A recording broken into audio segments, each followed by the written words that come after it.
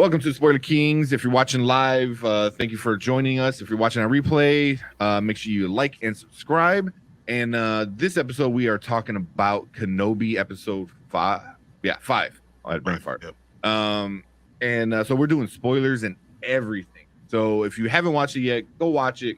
Come back here and leave a comment. Let us know what you thought about Kenobi. I already know we have a fan in chat, Derpy, who had messaged me earlier. So I think we're all gonna have different opinions on this one. Well, at least us and Derpy. But yeah, man, let's just go right into it with some initial thoughts and feelings. So why don't you start off, Brandon? And let's go around the horn. So this show for me is definitely one-upping itself with each episode. This was easily my favorite episode. Very much kept me engaged from beginning to end. I thought everything about it was absolutely brilliant. For the first time, like as a whole, Obi-Wan definitely seemed in his element and more sure of himself at this point in time. I loved the flashbacks that basically bookended and kind of like interwove throughout the episode. Like being that Obi-Wan's always been one of my favorite characters in Star Wars lore. One point of frustration in the prequels was we never really saw any training from Obi-Wan to Anakin. So I'm happy that we saw that and how much it tied into the narrative. I think that everything flowed very well. I liked the revelation with Reva. I liked the revelation of the Grand Inquisitor. Because let's face it, there was no way that early in the game that the Inquisitor was like just down for the count. There was no way. There was none. Yeah. I knew Reva. I had a feeling there was something more to her backstory. I don't think I ruled out the possibility that she was a youngling, which obviously she turned out being. But yeah, I was very, very happy with this episode. Off the top of my head, I'm actually going to have to comb through my mind to find any downsides, but easily my favorite one. Yeah. What about you, Martin? I called it, man. I called it from the beginning. I was right from the start. I knew it. She was part of the Jedis, and she was a little girl running away. I knew this whole time. I felt like they read my mind. And let's just make this show. Let's make it true. They've made this show for me, specifically for me, and I appreciate what Child's been doing. Thank you. Hayden Christensen came back, so I thought that was really cool. The only thing is, I probably would have eased up on the close up because clearly, he's aged. They could have backed up a little bit, but it was good. I liked it. I like how the whole scene between him and Kenobi, and then Reva with Vader. The whole thing was really cool. And this is easily my first episode that I would say the first time where stormtroopers could not hit Jack for the life of them at this point. Because damn. Obi-Wan not a single civilian from that side was down, but there was a whole rack of stormtroopers on the ground. I don't understand, but yeah, go ahead. That was my take. Yeah, what you got, Brian? I enjoyed just watching it. I knew we've talked about this whole thing with Reva. I knew that was going on. I knew what was happening with Obi-Wan. I understood all the stuff. Like this is the episode that kind of paid all the stuff that we thought was happening. We knew the Grand Inquisitor's not dead. We knew he was a maker of the Grand Inquisitor. He knew that Darth Vader was going to hurt her, mortally hurt her. Like he was going to be the one that almost kills her. I thought she was going to die, but we knew all those things that happened. I didn't know that she was going to be looking to kill him first. I didn't know that. I was thinking that the whole time, like, why is she trying to help him if she saw Anakin? Because she said Anakin is alive, so she knew he was Anakin. Knew Darth Vader was Anakin. Not many people know that. Everyone doesn't know that. No one knows that in the entire universe, but she knew that. So that was a red flag. And then the fact that she thought that she could get close enough to hurt him. blows my mind. Really blew my mind. That was hilarious. What was awesome was how Vader stopped an entire ship from taking off. What the hell? That was so cool, man. That was amazing. That's why he's able to kill people like without even thinking about it. Like, man, that he's so strong with the Force is ridiculous. But he is always on the offensive, and because he's always on the offensive, he leaves himself vulnerable, and that's exactly what we saw this episode. So I thought that was pretty awesome. Yeah. This whole episode from the start to the end was so well told. I think it filled in some of the holes that people were complaining about, like how does she know it's Anakin, like blah blah blah, like you were saying, like now, like I think there's only like 3-4 people, you know, Ahsoka, the Emperor, I can't think of the general guy that they brought that died in I'm having a brain fart, and then they CGI'd him back in Rogue One. That was a big thing. He knew just because he was so smart. But that's about it. I mean, there really wasn't, you know, and obviously Obi-Wan, and only because of obviously this. Yeah. So, but then this is like, but she put it together on her own. Like no one told her. Like she figured it out, which just kind of tells you like she, you know, she's smart, you know, but maybe a little too arrogant. You know, I think it was what her downfall was. The hell thinks she could be Darth Vader? Like, I know, you know, and do it alone, you know. And but I get it. Like she was just so full of rage and anger, and I like that. I thought that fit her character so bad, or not bad, so well, that being a bad guy, you know, because like we all said, like she was kind of annoying in the beginning, but the annoying with the arrogance, it starts to make sense now. It's because she just can't trust anybody, and she has this plan in her head that if she deviates away from the plan, then it's not going to happen, kind of thing. So yeah, I mean, you think about it. Basically, they killed her family. You know, that's what happened. Everyone she knew died in front of her, and she had to hide with the bodies. How does that affect someone psychologically? Dude, I'm messed up from watching it. I didn't think they were gonna fucking show it. I was like, what the hell, man? They like even in the movies they didn't show it. Like they show the blade going and a kid falling and him stabbing her. I'm like, holy crap, Disney! What the hell? Even George Lucas was like, oh well, he's just gonna turn it on and you're gonna figure it out. Like Disney's like, nah. We're going through the whole thing. We're going Deadpool with this. Yeah, we're gonna pull the trigger on this one. Yeah.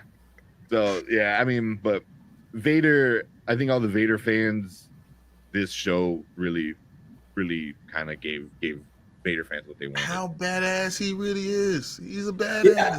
He's the best of all time. It always seemed like they kind of shied away with that in the prequels, even with Anakin himself, in terms of, you know, they only talked about how powerful a Jedi he is, but for the most part, we saw him doing very basic Jedi things more often than not. Brandon, think about this. Think about what took Yoda to get the ship out of the swamp, and think what Vader did to a ship taking off. He stopped it from taking off and pulled it to the ground. Even Yoda, it took Yoda all that concentration to get it out of the swamp. That is crazy. How strong he really is. Yeah, so I'm happy we're finally seeing just how like OP he really is. Yeah. So, and obviously, I think the biggest part that everyone like loves was the Vader fight.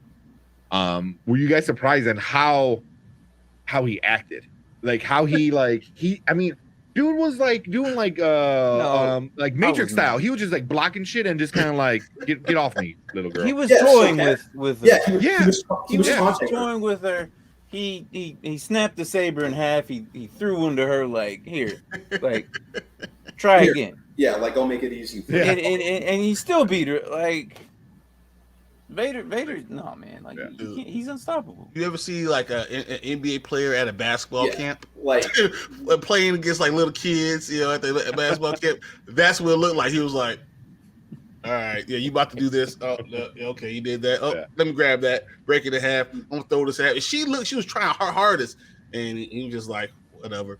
You can't beat the fifth brother. So what are you trying to do? Trying to fight me? Like, that's the jump in the upper competition that you just don't need to be doing. Mm-hmm. It reminded me of Matrix. I don't know about you guys, just especially with no weapon, he was just like one arm like force pushing her and stopping to save her. I was like, I mean, he is the one. So cool. Yeah, I guess, right? But yeah, that was super cool. And what about some other good parts? I got freaking those. Any other good parts that you guys like?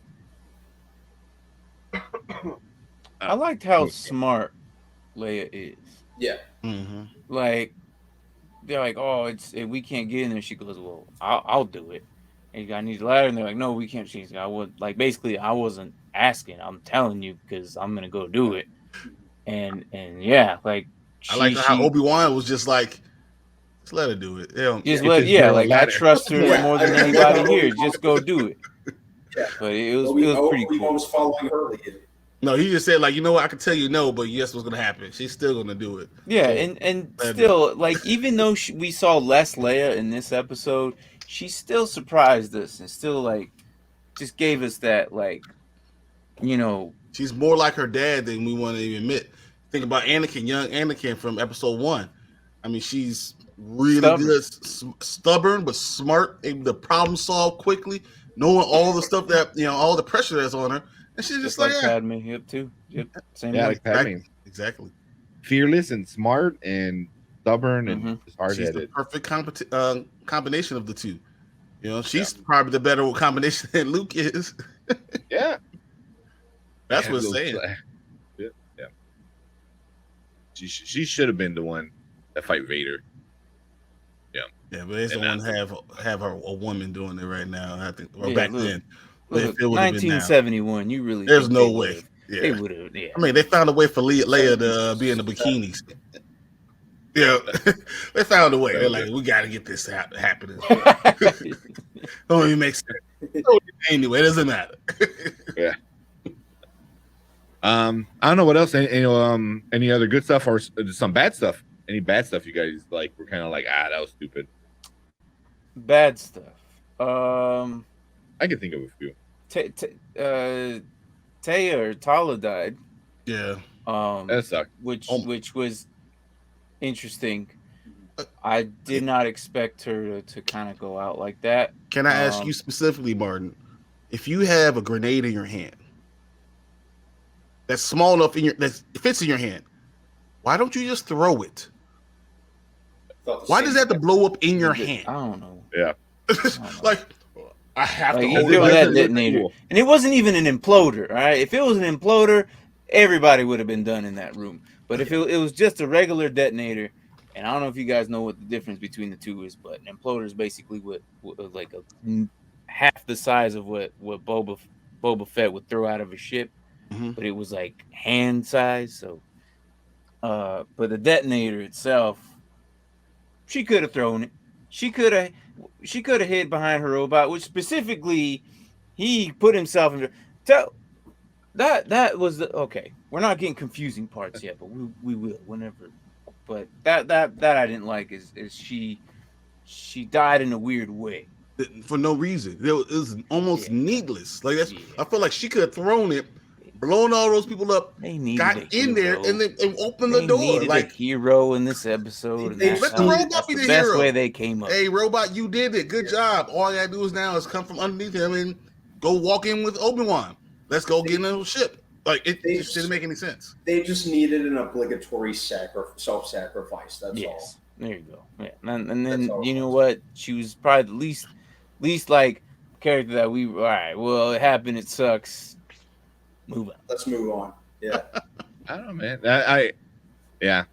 I agree that they did just because they had to do the sacrifice. But I mean, come on, man. You had it was Pedro Pascal's wife in Game of Thrones.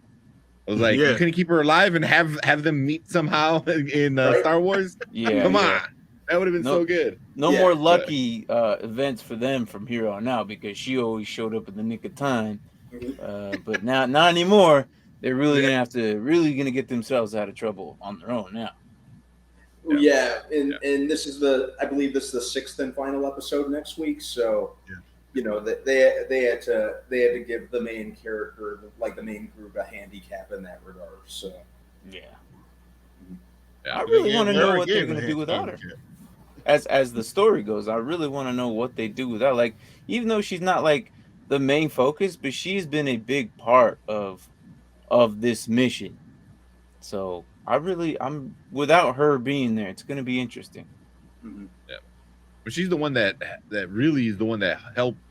Oh Kenobi yeah, she was the kinda main get his, you know, stuff back this whole time. Like,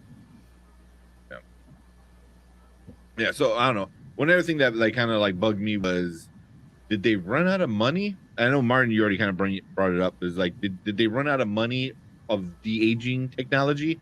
Because I was like, the deep I was fake like, was just not what's that up? good. I mean, makeup. Just do some better makeup. I'm like, you didn't have. Hayden Christensen's supposed to be like a teenager at this point, and he was looking pretty rough, man. He looked like a 40-year-old man, you know, not a 16 to 18-year-old kind of kid. It was like young old Anakin.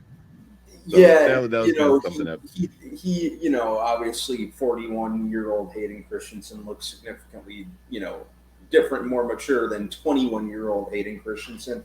But it wasn't really a point of distraction for me with the de-aging. Yeah. He aged well. I guess. He aged well. But you could have deep faked it and not even have to worry about it. Like, you didn't even have to do that. You could just you know, use the technology that's at hand that you've already used multiple times in all your different studios. Marvel does it in every show, in every movie they use it. Like, we saw Luke, you know, in The Mandalorian like 15 times. Like, I don't understand. Although I am happy they didn't go for a complete CG, face, because I hated those PS2 level graphics with Luke on The Mandalorian. It's so distracting. You know, they really could have just cast Sebastian Stan as Luke. He looks enough like Mark Hamill anyway. That's good. Yeah. You know, yeah. I mean, dude, they're with Tommy Lee. It makes sense. But I mean, that on The Mandalorian, it was really bad. So bad that they wind up hiring the YouTuber that fixed Luke Skywalker and made it better, and they hired him. And in Book of Boba Fett, he looks so much more better. But you know, you can still kind of tell, but so you can go ahead and just do it then. I mean, a YouTuber like before you hired him was able to do it, right? And you don't need to do anything. I think just a little bit more makeup or something. I don't know. I mean, that man, you know, I was super glad to see him again. I thought it was really cool, you know, seeing them fight and having that shared memory of like. And then going back and forth with how balanced the episode, that was pretty awesome. Yeah. But also the fight was telling the story of the what was going on at that time. So I like that kind of like storytelling kind of stuff. It's like a memory that's coinciding with present event. You know, so me too. Yeah. It's always fun when it's done right. And I thought this was done right because you got a lot of back and forth of it. So, but I don't know. Also, Vader. Come on. Kumail, what's his name? Nanji, whatever his name. The one who dropped the thing. Like, come on. Really? Really just gonna drop it? And she happens to find it in all the dust in that big old room. She stabbed through it and she finds it right there. I was like, really, man? Really? No one can use the force and fix that? Like, or listen to the side a little bit, like, you know, he's pulling down whole spaceships and it stayed exactly right there. I don't understand. Like, it's just, I don't know. Maybe it's me. I don't know. This didn't make sense to me. I don't know. And that was another issue. I thought that was kind of like, because it has a really awesome moment of him pulling down the ship and then rips it apart, you know, with his anger. That was super cool. And then just another ship just comes. I'm like, what? You couldn't grab it. Not fast enough. I can get it. Maybe he used a lot of his energy because, you know, you said like how Yoda was. You say like maybe, that, you know, he was drained a little bit. He immediately pulled Reva to him, you know, and did all stuff with her. Like, he was so angry with her and pulled her to him immediately. So if he was that tired, he wasn't. I mean, could have been that tired. I mean, he's half machine. It's like, you know, at least you know, a third. Yeah. But I just thought that was it. I was like, so there was where was that ship at? Because that's a pretty big ass ship. that just like it was just chilling on the floor, and then it just popped up and like, you know, it's things like that. You know, it's like what like last week when Martin said, you know, with baby legs. Yeah. I don't know if are you talking, Martin? I can't hear you. Was it the same There you go. size ship, or was it like a pod attached to it? That's because I know it was on the other side. It was really weird. It was so Yeah. it wasn't a pod attached to it, but it looked like it was a pod being hidden by the other ship. So it was much smaller.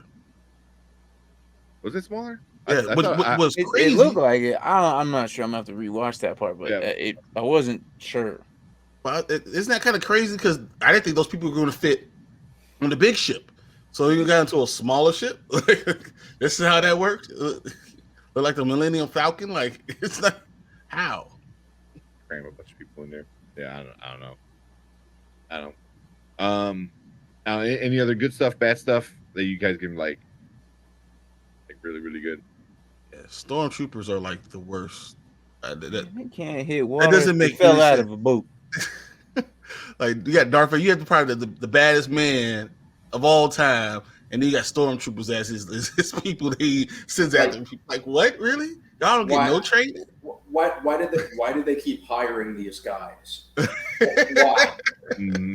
You have the Well, whole universe of guys not you can just- use. You know, They, I don't know. It's interesting. But you know what I did notice about this series, though, there was more women voices inside the stormtroopers than the norm from the past movies. I thought that was kind of cool and interesting. That's even not notice just all meat-headed dudes inside these suits and stuff, or clones or anything like that. I thought it was interesting, but yeah, I one part during that scene though is Tala's a robot was out there shooting the same time, like he had a weapon in his hand. Like this dude's supposed to just move things, right? Mhm. All of a sudden, he has a defensing fuse in him where he's out there shooting. And then there was one guy with the shield out there looking gangster with the shield up, Yep. shooting like this over his shield. I'm like, what Yeah, is it was. what is this? But Yeah. yeah. Like, what are you doing, man? Like, get out of here. it's nice to know that I wasn't just seeing things with that. Yeah. I mean, It just made me it laugh. kind of makes sense that like these people are just normal people. So, I mean, I guess you know your hands just over the thing shooting blindly. But there was other people that are out in the open. What's his name? O'Shea Jackson. Well, I don't remember what his character is, but he wasn't even hiding behind anything. Ice Cube son wasn't even hiding behind anything, and they couldn't hit him. Yeah, you know what I'm saying? Like I mean, it's a laser. It's a laser gun. Come on. Yeah, it doesn't make any sense to me. I don't know. Whatever. Yeah. But it was entertaining. Overall, it was very. it was. Definitely. It was like yeah, like you said, my favorite episode by far. I loved it. Easily. So what are you guys thinking? You want to see how it ends? Because there's still one more episode, and what's gonna happen? What are you guys thinking? Can I go first in this one? Because I really, All right. because I want to hear what you guys have to say.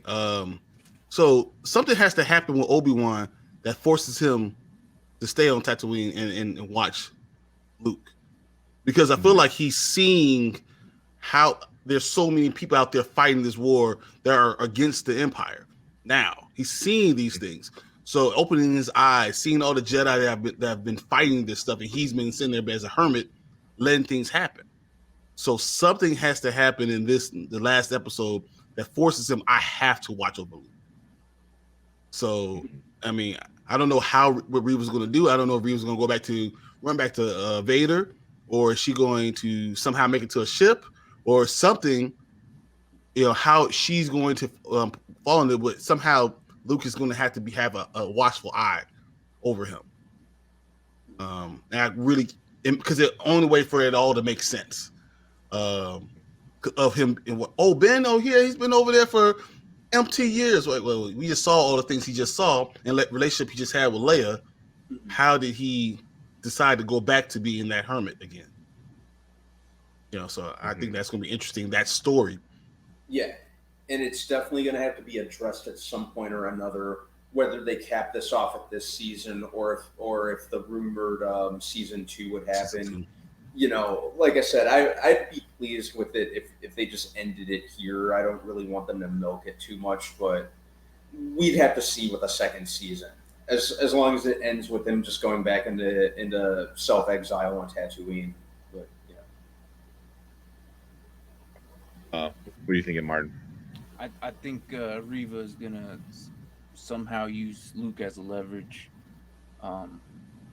We'll see, because there's gonna be some type of thing where I think Leia's on her way back or whatever. I think he's gonna go back to his main objective, to watching over Luke.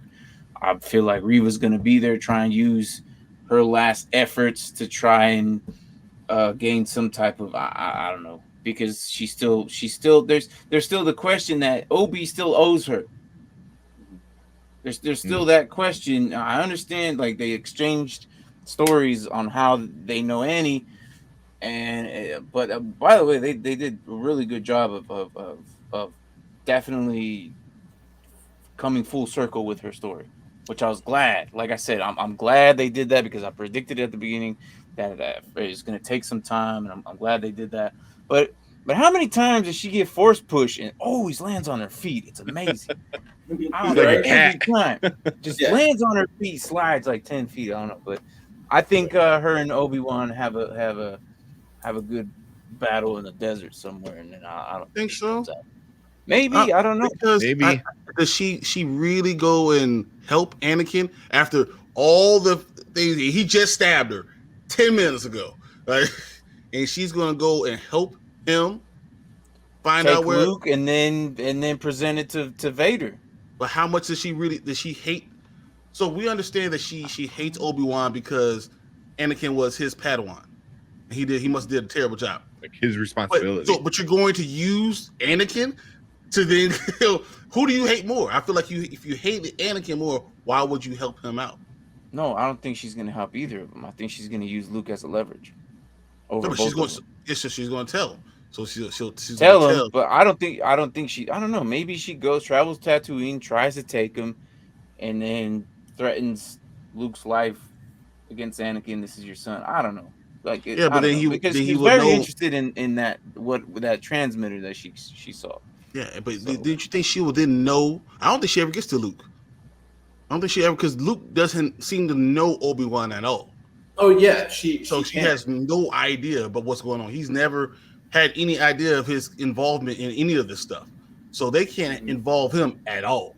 Yeah, it has to be like you can only get within 50 yards of this place and never touch it. Yeah, I can see Owen coming in and into play and trying to stop her too, or something like that. I don't know. She's my biggest question mark. You know, is she gonna be an anti-hero, or is she gonna be the real villain? You know, yeah, is she gonna take? You know, because I see that's my thing too. Is does she know who Luke is, rather than all that she knows is he's important to Obi-Wan?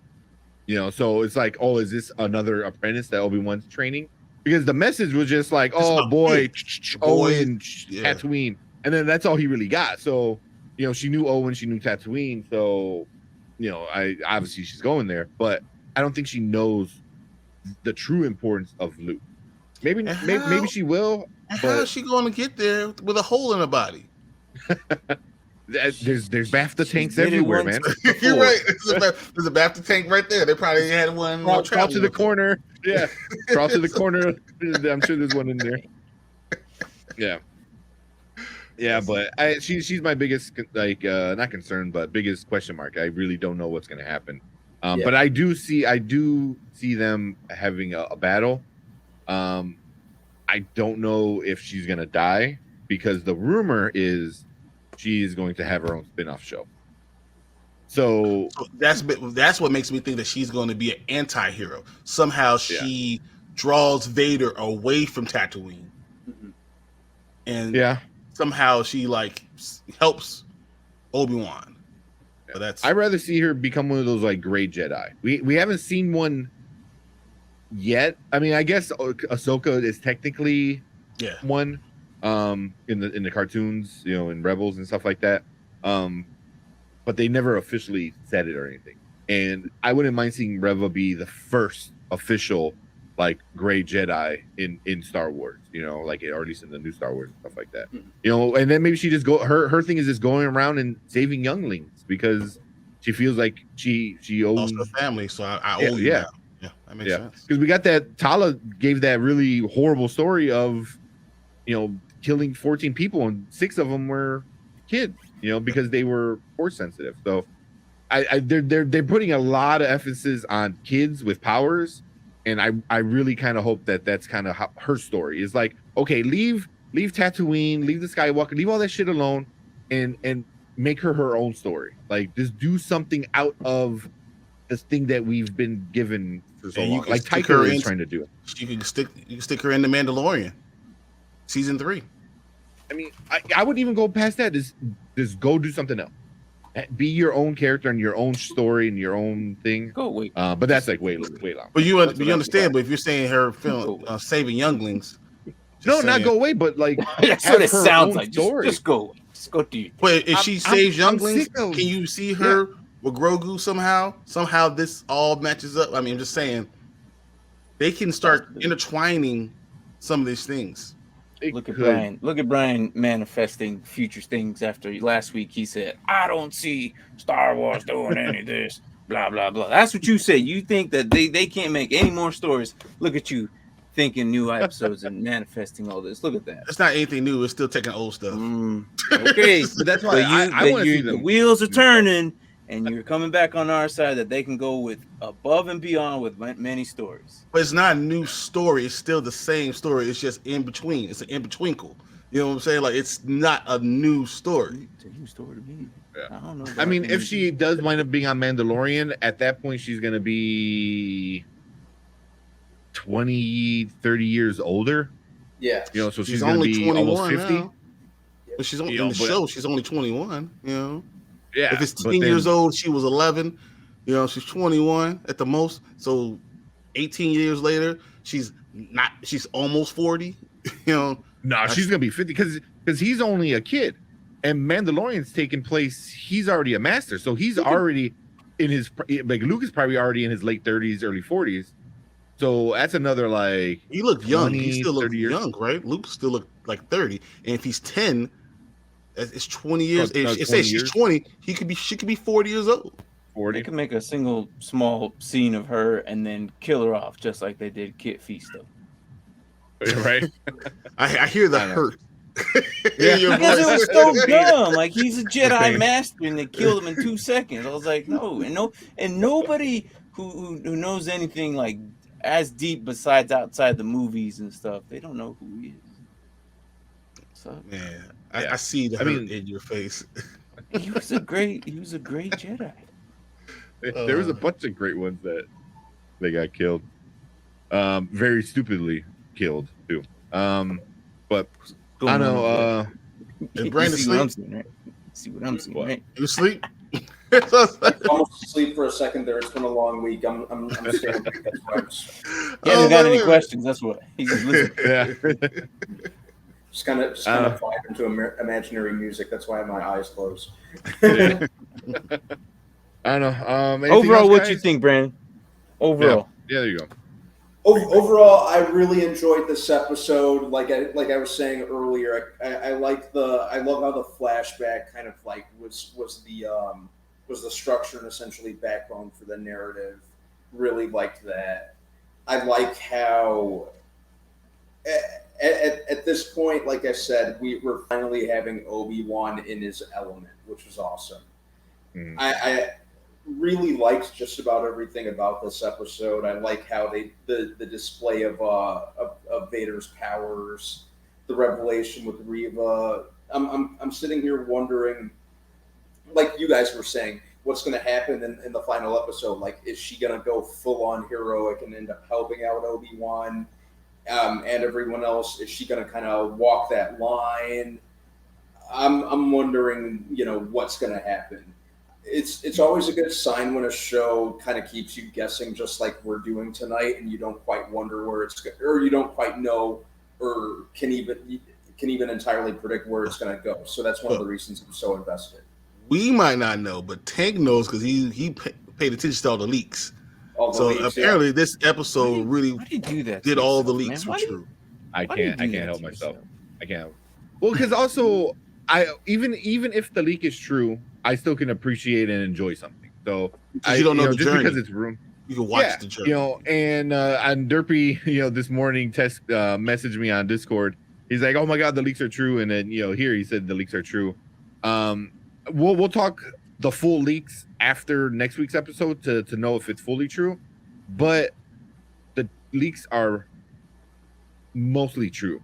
There's like the biggest part, the main biggest part that everyone was losing their mind over on the leaks isn't happening yet. Gotcha. Or it might not happen, but that's the big part. I don't want to ruin it in case it does get true, so we'll talk about that next week. But there's still the main part of the leak that people were getting so upset about. We haven't seen it yet. So, and even if that's the case, I don't mind it. I'm like whatever. But I mean, there's a lot of other people that did enjoy this episode. One being Star Wars Theory. I'm a big Star Wars Theory fan. I really enjoy his content. I usually agree with most things he says on Star Wars, and he gave this episode a 10 out of 10. He's like, this was amazing. It gave everybody everything they wanted. So, yeah. I don't know. But Martin didn't look happy when I said that. Oh no, you're good. Avalanche just there you go. Okay. Yeah. Sorry, man. I'm over here paying attention to my second favorite sport. Yeah. So in the comments on Twitter, he was getting a lot of crap for it, but I mean, if somebody likes it, then they like it. If you don't like it, then whatever. But don't bash other people for liking it. Don't bet.